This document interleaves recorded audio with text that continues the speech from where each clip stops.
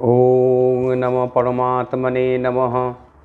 ओं नमो भगवते वासुदेवाय। গীতার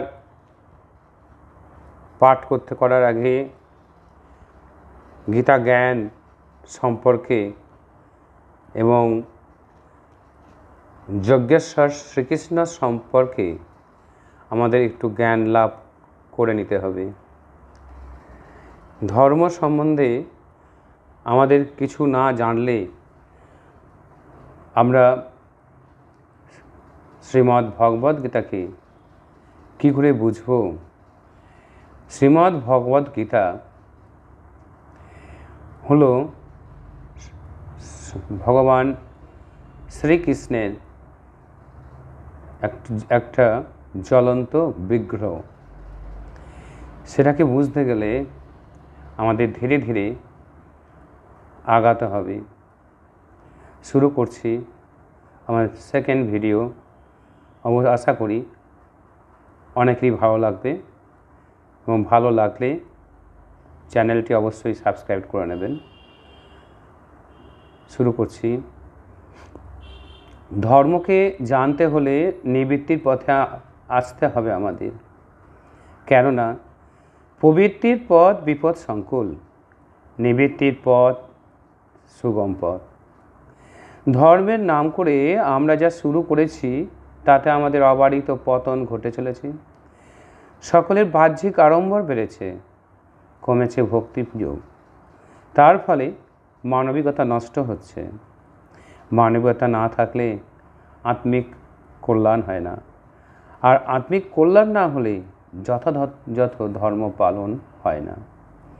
মহাপ্রভু বলছেন, হরি হরি আর কবে পাল্টাইব দশা, অর্থাৎ শুদ্ধ চিত্তে কীভাবে কৃষ্ণকে ভজনা করব। যাদের চিত্ত নিরন্তর কাম ক্রোধ অতিশয় লোভ এবং বিষয় তৃষ্ণায় তাপিত হচ্ছে, তারা কৃষ্ণের ভজনা করবেন কি করে? চিত্ত শুদ্ধ না হলে জ্ঞান ও বৈরাগ্যের উদ্ভব হয় না। তার জ্ঞান ও বৈরাগ্যের উদ্ভব না হলে ভক্তিযোগ আসবে কি করে?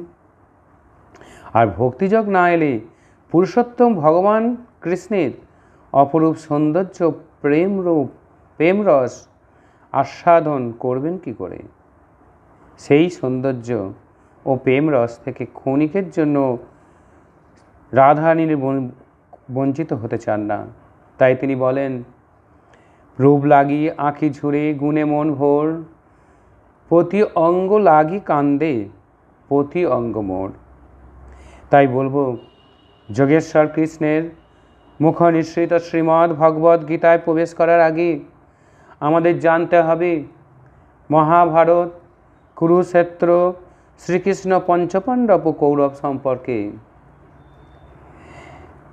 মহাভারত হলো মহাভার নিয়ে রত যিনি, অর্থাৎ দেহরূপী মহাভারকে ধারণ করে আছেন যিনি, তিনি আর কেউ নন, পুরুষোত্তম ভগবান শ্রীকৃষ্ণ।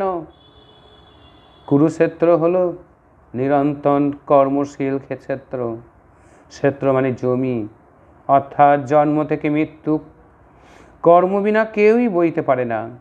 তাই জীবনের এই জন্ম হইতে মৃত্যু অবধি বিস্তৃত ক্ষেত্রকে কুরুক্ষেত্র বলা হয়, যেখানে মানুষকে বাঁচার লড়াই ধর্ম বা অধর্মের রাস্তায় চলতে হয়।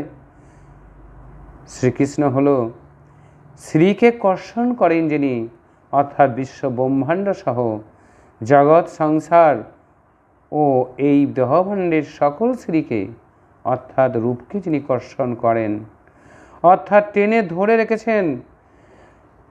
পঞ্চপাণ্ডব হলো পঞ্চগুণের সমাহারী চেয়ে অবয়ব, অর্থাৎ শরীর। এগুলি হলো বিবেকবোধ, আত্মশক্তি, মানসিক একাগ্রতা, ধৈর্য, উদ্যমতা। এই পঞ্চগুণই আমাদের দৈবিক গুণের অধিকারী। কৌরব হলো কৌরবে নিনাদিত অবয়ব, অর্থাৎ সদা কুচিন্তায় আক্রান্ত যে অবয়ব বা শরীর। আচ্ছা বলুন তো, সূর্য যখন কুয়াশায় ঢেকে যায় তখন চারিদিক অন্ধকার হয়ে যায় কি? যায় তো। কিন্তু আমাদের হৃদয় যখন কুয়াশায় ঢাকে তখন জীব নিজেকে চিনতে পারে না। কুয়াশা যখন সরে যায় তখন সূর্যের আলো দেখা যায়, তেমনি সদ্গুরু কৃপা করে প্রেমের বাতাস বইয়ে দিলে, হৃদয় থেকে কামনার শ্যাওলা সরিয়ে দিলে হৃদয় মন্দিরটা মধুর বৃন্দাবন হয়ে ওঠে। তখন জীব নিজের অন্তরে কৃষ্ণ নাম শুনতে পায়। পঞ্চদশ অধ্যায়ে ভগবান বলছেন, শ্রোত্রং চক্ষুপশনঞ্চ রসনং ঘ্রাণমেব চ অধিষ্ঠায় মনশ্চায়ং বিষয়ানুপসেবতে। যেমন বায়ু পুষ্পাদি হতে গন্ধ বিশিষ্ট সূক্ষ্ম কণা সমূহ নিয়ে যায়, ঠিক সেইরূপ জীব এক দেহ পরিত্যাগ করে অন্য দেহে প্রবেশ করেন, তখন এই সকলকে অর্থাৎ পঞ্চ ইন্দ্রিয়র সঙ্গে মনকেও সঙ্গে নিয়ে যায়। অগ্নি দ্বারাই প্রথম মানুষের সভ্যতার ও জ্ঞানের বিকাশ হয়েছে। তাই অগ্নি পরমেশ্বরের প্রথম আনুগত্য ও মানুষের প্রথম গুরুমুখ। এই অগ্নিদেবের বহু রূপ, যেমন দেহের মধ্যে যে জ্ঞানের জ্যোতি, যৌবনের যে জ্বালা, ক্ষুধার জ্বালা, ক্রোধ, হিংসা প্রভৃতি হচ্ছে এই অগ্নিদেবের মাহাত্ম্য। নারায়ণ, যিনি পরমেশ্বরের পালনস্বরূপ চৈতন্য, তিন লোকের মালিক। এক ভূলোক, পৃথিবীর সমস্ত কিছু। দুই গোলক, মহাবিশ্ব ব্রহ্মাণ্ডের সমস্ত কিছু। তিন দুর্লোক, শরীর, মন, আত্মার মালিক এমন এক বৈদুর্যময় দ্রুতি, যা হতে সমস্ত বিশুদ্ধ জ্ঞান ও সত্তার জন্ম। মহাভারতের যুগে যুগাবতার শ্রীকৃষ্ণ আবার সনাতন হিন্দু ধর্মের মূল তত্ত্বকে তুলে ধরলেন গীতায়, তার সবিশেষ ব্যাখ্যাও করলেন। সেখানে নির্বিকার ব্রহ্মের নির্গুণ সত্তা কীভাবে সগুণ ও সাকার জগৎকে বিকাশ করলো, তার সবিশেষ ব্যাখ্যা এবং মানুষের মধ্যে কীভাবে সেই ব্রহ্মসত্তার অবস্থান ও তাকে কোন কোন যোগ বলা যাবে, সবিশেষ চমৎকৃত ব্যাখ্যা করলেন। দেহের এই দুটি স্বরূপ আত্মাকে প্রকৃতভাবে জানাকেই দেহের স্থূল সত্তার মাঝে সূক্ষ্ম সত্তা বা দেহের মধ্যে দেহের প্রাপ্তি বলা হয়। আচ্ছা বলুন তো, দেহযন্ত্রে এক খণ্ড রুটি ফেলিয়া দিলে উহা রক্তে পরিণত হয়। দেহাভ্যন্তরীণ কি কি প্রক্রিয়া দ্বারা এই পরিপাক ক্রিয়া সাধিত হয়, তাহা জড়বিজ্ঞান বলিতে পারে, কিন্তু কোন শক্তি বলে এই কার্য সাধিত হয়, তাহা জড়বিজ্ঞান জানে না। পঞ্চদশ অধ্যায়ে 14 নম্বর শ্লোকে ভগবান বলছেন, আমি বৈশানর রূপে অর্থাৎ জঠর অগ্নিরূপে প্রাণীগণের দেহে অবস্থান করি এবং প্রাণ ও অপান বায়ুর সহিত মিলিত হইয়া চব্যচুষাদি চতুর্বিধ খাদ্য পরিপাক করি।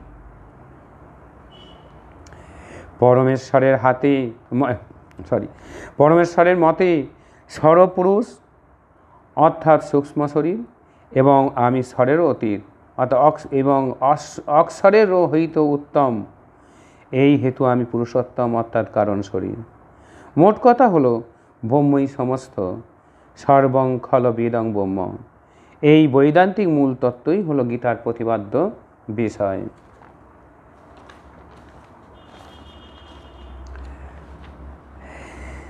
জীবকে দুঃখের হাত থেকে রক্ষা করা, তাকে সুখ দেওয়া, তার মধ্যে প্রেমের বাতাস বইয়ে দেওয়া, এটাই আমাদের ধর্ম হওয়া উচিত। কেননা প্রেম করুণা ইহাই হলো পূর্ণ, আর কাউকে কষ্ট দেওয়াটাই হলো পাপ। প্রেম পূর্ণ আর ঘৃণাই হলো পাপ। এই পাপ পূর্ণ ঘেরা জীব একজনই থেকে আর একজনিতে জন্ম নেয়। শৈশব, কৈশোর, যুবক, বৃদ্ধ বয়সে আসার পর আবার মরণ হয়। প্রাণী যখন কোনো শরীর ধারণ করে তখন তার জন্ম হয়, আর যখন শরীর ছেড়ে দেয় তখন তার মৃত্যু ঘটে। আসলে শরীর মরে না, শরীর মরে, আত্মা মরে না। আমাদের অন্তরে জীবিত যে শেষ জীবাত্মা, এই আত্মার জ্যোতি অনন্ত পথ ধরে একাই চলতে থাকে দ্বীপের মতো। অনেক ধরিত্রী, বিশ্ব ব্রহ্মাণ্ড, অনেক লোক জন্ম মৃত্যু চক্রের মধ্যে দিয়ে সে পরমেশ্বরের উদ্দেশ্যে ধাবিত হয়। শ্রীমদ্ ভগবদ্ গীতা শেখায়, কর্মযোগ, ভক্তিযোগ ও জ্ঞানযোগের সমন্বয়। শ্রীকৃষ্ণ বলেন, নিজ কর্তব্য পালন করো, ফলের মোহে আসক্ত হও না। এই শিক্ষা আমাদের শেখায় যে কর্ম করতে হবে নিঃস্বার্থভাবে পরমেশ্বরের উদ্দেশ্যে।